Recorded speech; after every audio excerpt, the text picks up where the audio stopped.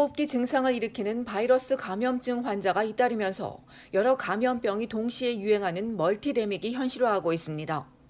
병원들은 의료진 인력 부족까지 더해지면서 이런 상황이 갈수록 더 악화될 수 있다고 경고했습니다. 온타리오주 토론토 아동병원 응급실엔 하루 300여 명의 어린 환자들이 찾으면서 대기 시간이 급속히 길어지고 있습니다.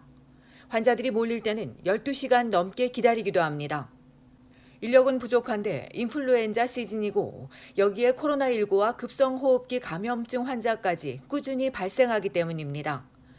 옥빌에 사는 올해 3살의 타일러 군은 급성호흡기 바이러스에 감염돼 긴급 치료를 요하는 응급 상황이었습니다. 그런데 옥빌 아동병원 중환자실은 이미 환자들로 꽉 차 자리가 없었기 때문에 멀리 런던 아동병원으로 옮겨져 머물러야 했습니다. 런던 아동병원에서 3, 4일 동안 산소 공급을 받아야 했던 타일러 군은 다행히 지금은 호전됐지만 타일러 군의 엄마는 제 시간에 적절한 치료를 받지 못했다면 어땠을지 상상도 할 수 없다고 토로했습니다. 타일러 군이 감염된 RSV나 독감은 모두 치료가 가능한데 토론토뿐 아니라 전국의 아동병원들이 비슷한 상황입니다. 전문가는 이제 독감 시즌이 시작이라 앞으로 더 상황이 악화될 수 있다며 가정의와 소아과 등이 어린 환자 대면 진료를 시작해 병원 부담을 나눠야 한다고 촉구했습니다.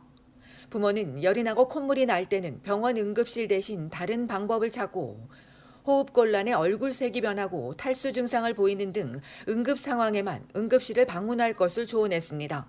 다만 3개월 미만의 유아는 열이 나면 응급실에 가야 합니다. 전문가는 응급실을 방문하기 전에 토론토 아동병원이 운영하는 온라인 문진 사이트를 통해 어떤 조치를 취하면 좋을지 지침을 확인한 뒤 이를 따르고 코로나19 백신과 독감 주사를 맞아야 한다고 권장했습니다.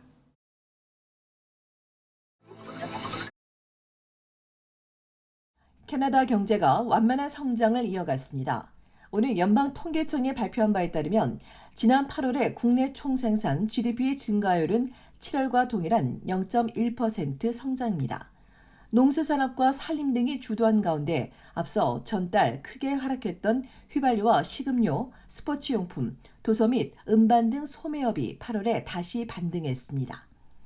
기계와 장비, 건축 자재 등의 도매 무역과 교육과 의료, 사회복지 등 공공부문도 증가했고 유틸리티 분야와 문화예술 및 레크레이션도 성장했습니다.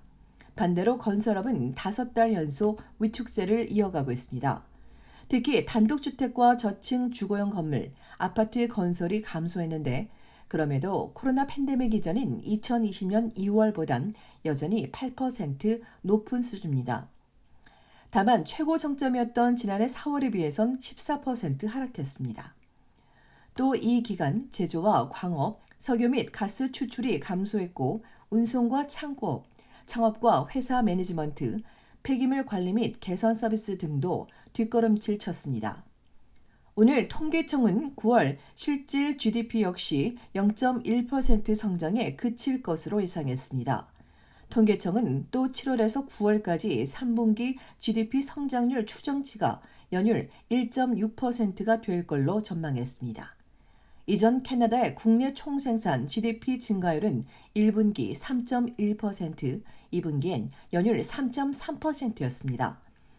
전문가는 오늘 발표된 통계치가 나쁘지 않았지만 캐나다 경제가 둔화되고 있다는 사실엔 변함이 없다며 고물가와 고금리로 인해 향후 전방위적으로 마이너스 성장이 나타나게 될 것이라고 지적했습니다. 앞서 연방중앙은행도 국내 경기가 올 연말과 내년 초에 정체될 것으로 예상한 바 있습니다. 중은의 급격한 금리 인상으로 경기 침체가 임박했다는 우려가 점점 더 커지고 있습니다. 한편 중은이 최근 시장의 예상과 달리 금리를 0.5%포인트 올린 것과 관련해 속도 조절에 나선 것이란 분석이 나오는데 다만 중은은 긴축 종료가 가까워지긴 했지만 아직 끝에 도달한 것은 아니라고 밝혀 금리 인상 기조를 이어갈 것임을 분명히 했습니다.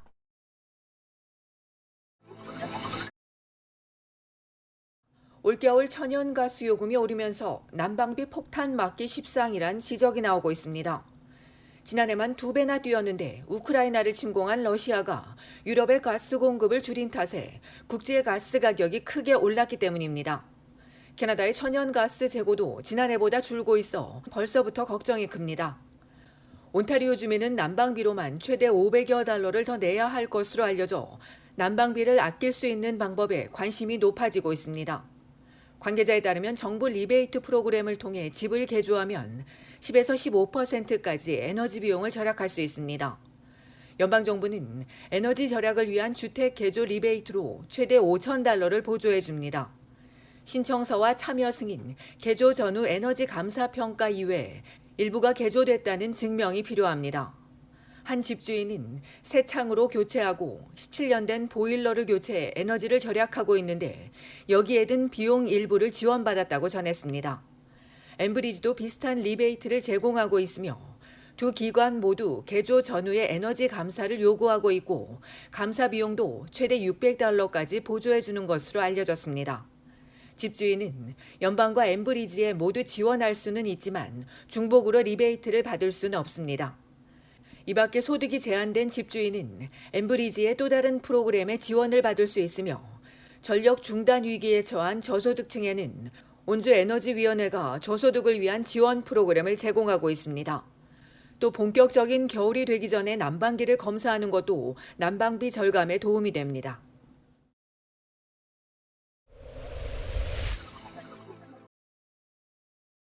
클로락스가 박테리아 오염 가능성 있는 파인솔 청소용 제품을 자발적으로 리콜했습니다.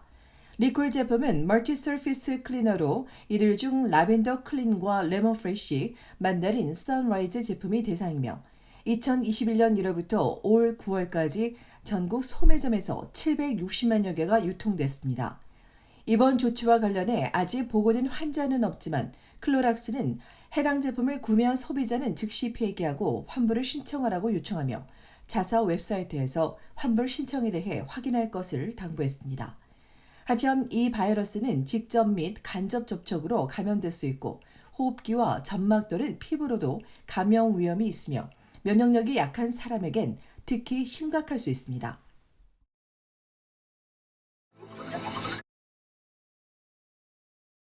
오늘 전국의 기름값이 어제보다 리터당 평균 3센트 올랐습니다. 오늘 온타리오주 광역 토론토와 나이아가라, 오타와, 윈저 에섹스 지역의 기름값은 리터당 1달러 77센트로 수요일 이후 사흘 연속 올랐으며 내일도 또 올라 1달러 81센트에 달할 전망입니다. 광역 토론토 기름값은 지난 10월 3일과 비교해 24센트 올랐으며 또다시 2달러 선을 넘어설 것으로 전문가들은 예상했습니다. 올 겨울 디젤 가격 또한 2달러 60센트에서 2달러 75센트까지 급등할 것으로 전망했습니다. 이처럼 다시 기름값이 오르자 전문가들은 차를 가볍게 만들고 창문을 열지 말며 주말 저녁 시간대 가격 확인 후 기름을 넣는 것이 좋다며 휘발유 절약 방법을 다시 한번 상기시켰습니다.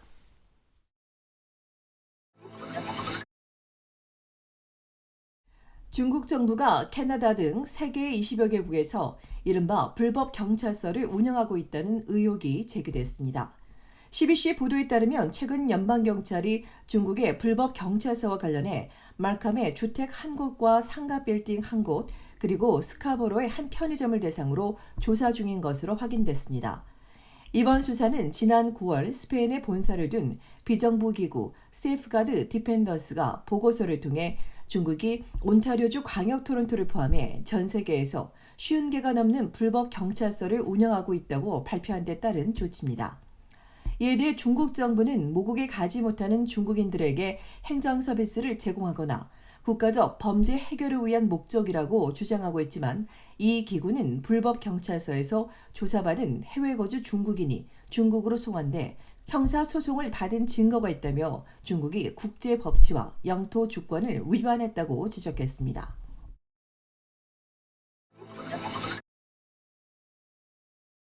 캐나다 한인교향악단이 한국의 평화통일 염원을 캐나다인들과 함께하기 위해 온타리오주 토론토시청에서 음악회를 개최합니다. 교향악단은 한인합창단과 소래 청소년 오케스트라, 글로벌 유스 리더 청소년 오케스트라와 협연을 통해 베토벤 교향곡 7번과 우리의 소원은 통일, 한국의 가곡을 연주할 예정입니다.